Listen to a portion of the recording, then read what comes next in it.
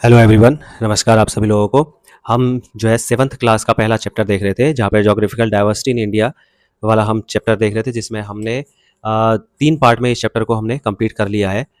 और ये हमारा पहला चैप्टर था और इसको भी हमने छोटे-छोटे हिस्सों में कंप्लीट कर लिया है।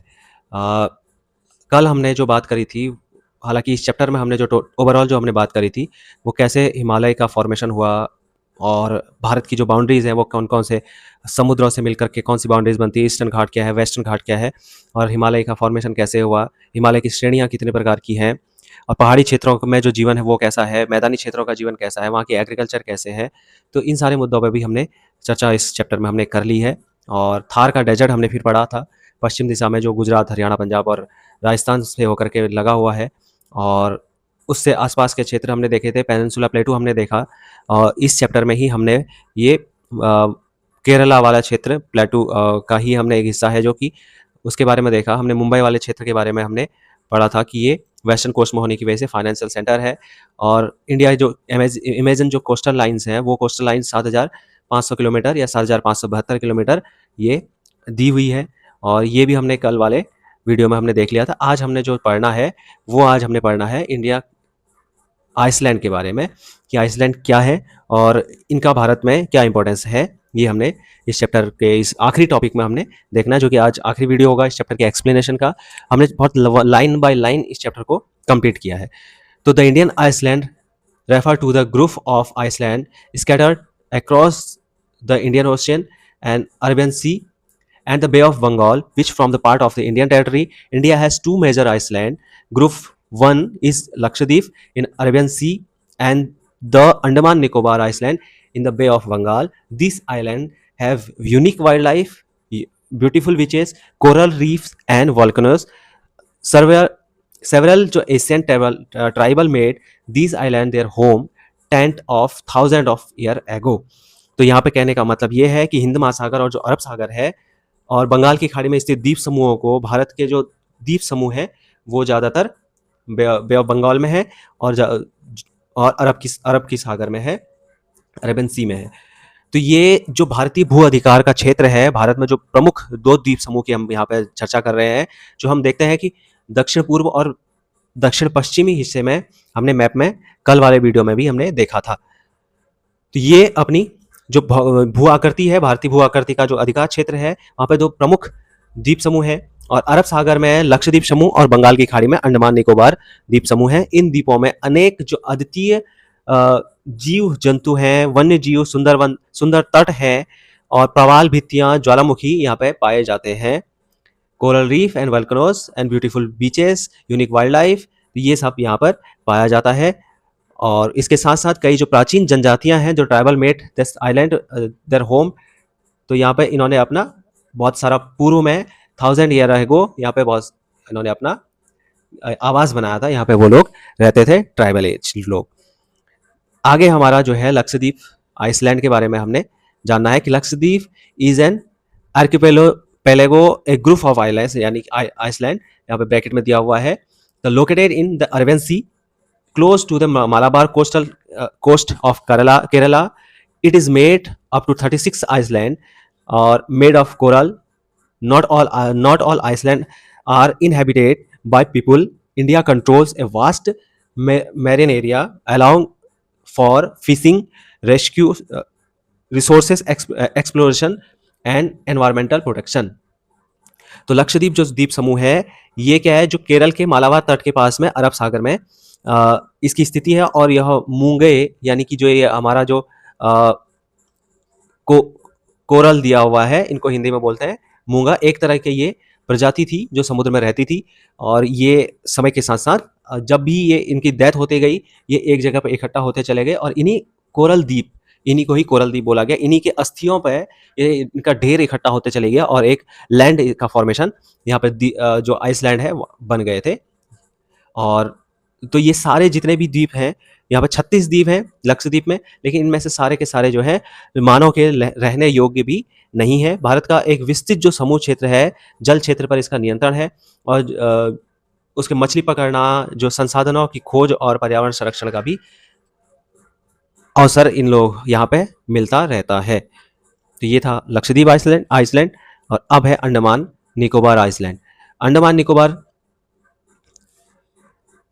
ये भी ग्रुप ऑफ आइलैंड ही है और 500 लार्जर एंड स्मॉल वैल्केनिक आइसलैंड इसको हम जानते हैं। ज्वालामुखी द्वीपों से ये सम्मिलित है, छोटे बड़े यहाँ पे ज्वालामुखी हैं। Divided into two distinct group, the Andaman and Nicobar island, Andaman और एंड द निकोबार आइसलैंड, दो ग्रुप में ये बटा हुआ है। Their location is very important. क्यों इंपॉर्टेंट है भाई इनकी लोकेशन? इसकी लोकेशन इसलिए इंपॉर्टेंट है, हालांकि हम उससे पहले इन डायग्राम पे चर्चा कर लें। ये यहाँ पे coral relief in the Lakshadweep island पे दिया हुआ है। जो लक्षद्वीप समूह है वहाँ की जो प्रवाल भित्तियाँ हैं वो किस तरह से समुद्र के अंदर हमें दिखाई पड़ रही है। Coral relief in the Andaman island, यहाँ पे कोरल रिलीफ जो की प्रवाल भित्ति जिसको हम बोलते हैं वो अंडमान की जो प्रवाल भित्ति है वो दिखाई दे रही है, हालांकि दोनों ही सिमिलरली दिख रही है। तो और दूसरा यहाँ पे floating dock, small port of the Indian navy near the Andaman island. यहाँ पे एक और चित्र दिया हुआ है, एक जो भारतीय नौसेना है उसकी तैरती हुई एक बोट। अब यहाँ पे हम आगे बात करते हैं। There are like the outpost of India keeping an eye on the ocean. It is home to a variety of flora and fauna. तो फ्लोरा और फोना ये क्या है भाई?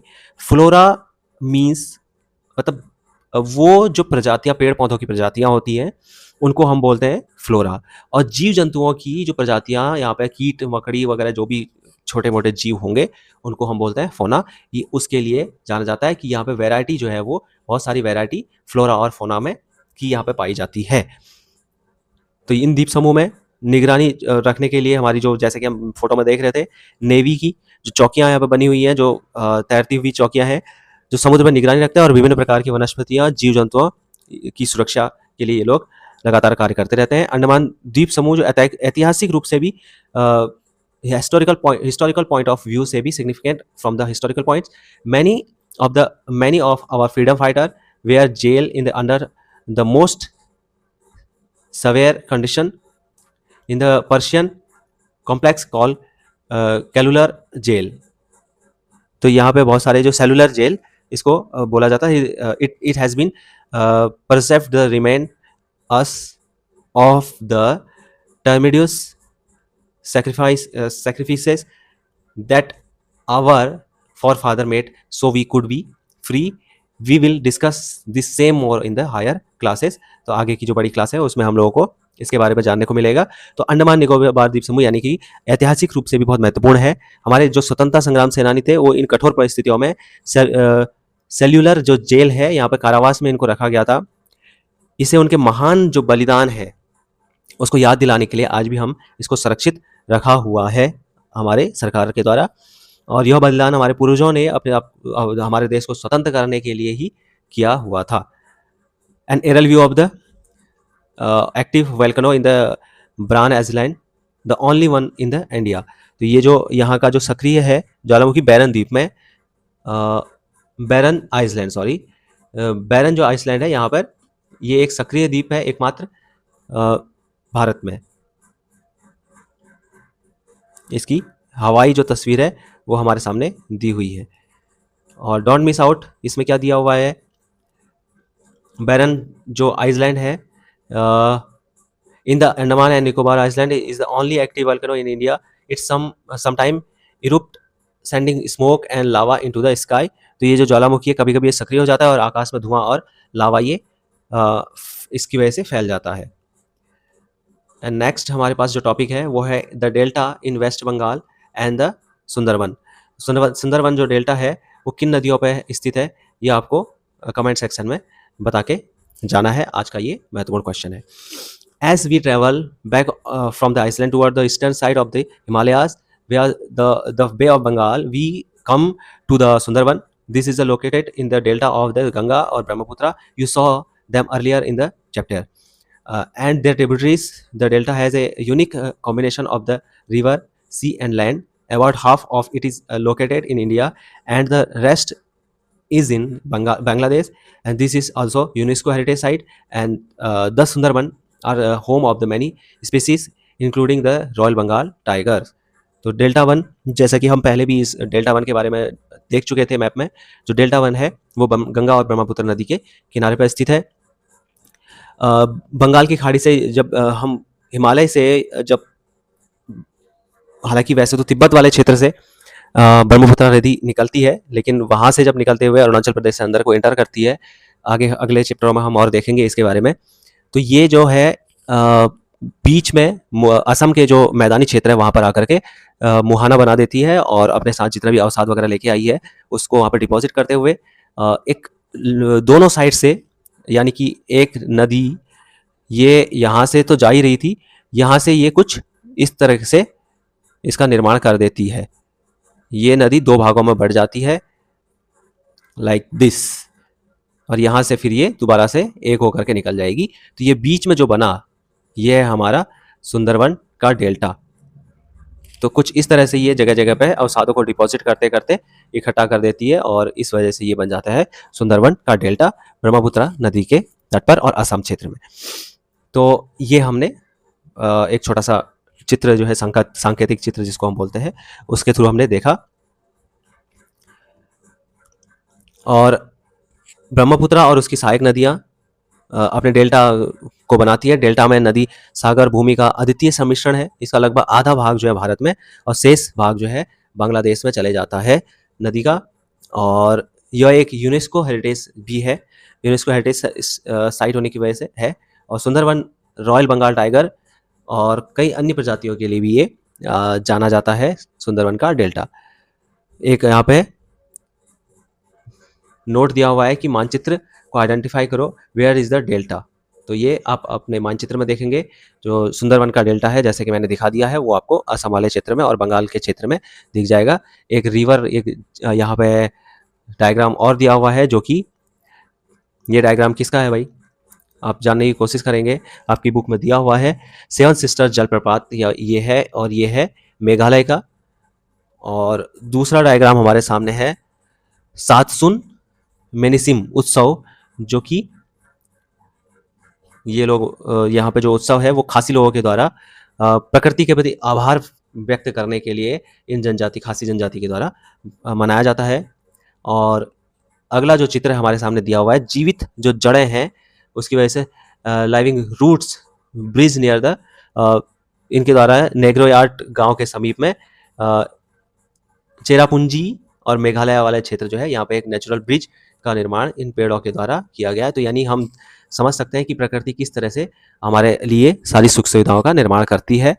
और इसीलिए ये जो जनजाति है ये प्रकृति के प्रति आभार व्यक्त करती है, अपने फेस्टिवल भी प्राकृतिक फेस्टिवलों को मनाती रहती है। और हमें भी कोशिश करनी चाहिए कि हम भी कुछ ऐसे ही प्रकृति के प्रति आभार व्यक्त करें, अपने आसपास के एनवायरनमेंट को साफ सुथरा रखें और वनों का संरक्षण करें, पेड़ पौधों का संरक्षण करें। और अगला टॉपिक हमारे सामने है the hills of north east.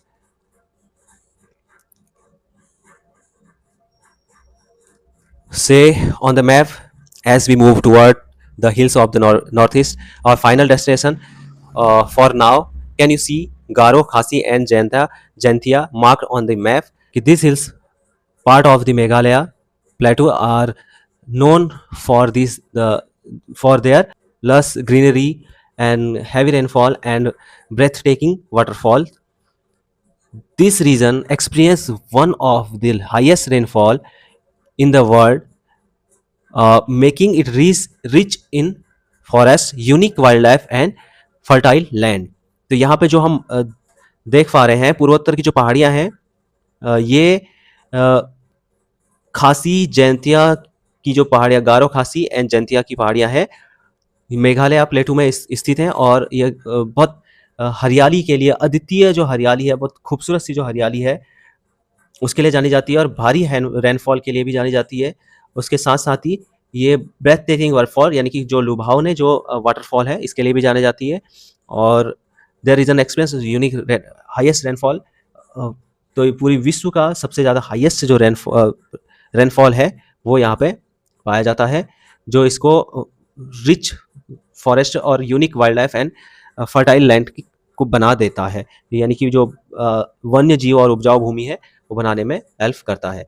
तो हम जब मैप की हम बात कर रहे हैं तो ये हमारा जो मैप है, यहाँ पे जो जनजातियाँ दी गई हैं वो ये है, जो गारो खासी जो पहाड़ी क्षेत्रों के बारे में हम बात कर रहे थे वो यहाँ पे है, गारो खासी और जयंतिया की पहाड़ियाँ। यहाँ पे आप अगर अपने बुक में अगर देखेंगे लास्ट में आपको चैप्टर में दिया हुआ है गारो खासी की जो पहाड़ियाँ हैं।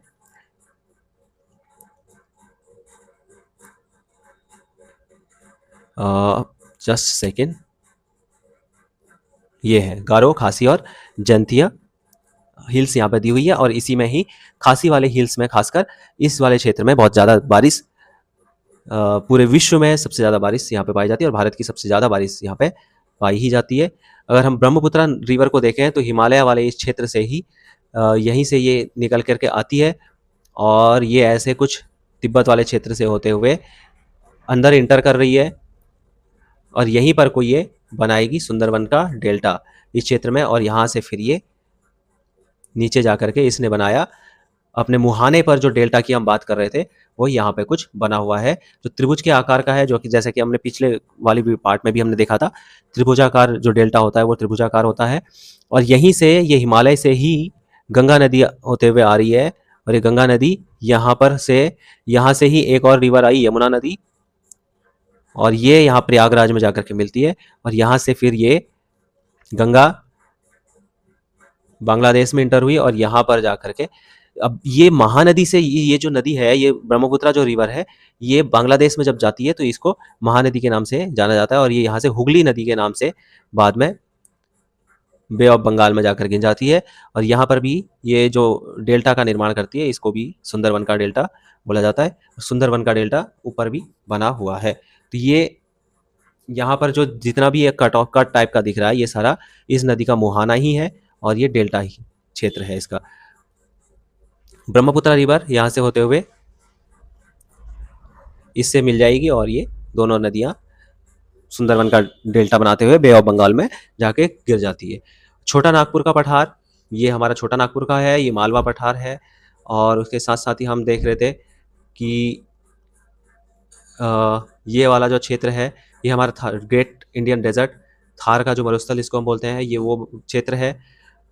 हम एक बार दोबारा से इस मैप को देख रहे हैं तो हम नर्मदा नदी को भी देख लेते हैं, ये ताप्ती रिवर है, ये दोनों नदियाँ ही अरबियन सी में जाकर के गिर रही है, और ये पश्चिमी क्षेत्र को जाकर गिरती है, और बाकी ये जो गोदावरी नदी है ये पूर्व दिशा की ओर जाके गिर रही है, कृष्णा नदी है ये भी पूर्व दिशा की ओर जाके गिर रही है, महानदी जो है ये भी पूर्व दिशा की तरफ जाकर के गिरते हुए दिखाई दे रही है, और उसके साथ साथ कावेरी नदी ये भी पूर्व में गिरेगी, कृष्णा नदी तो खैर पूर्व में गिर रही है, हम बता ही चुके हैं।